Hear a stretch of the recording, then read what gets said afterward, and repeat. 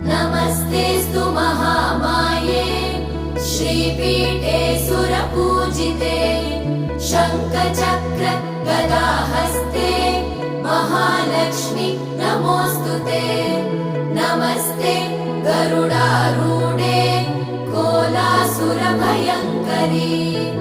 सर्वपाप हरे देवी महालक्ष्मी नमोऽस्तु ते।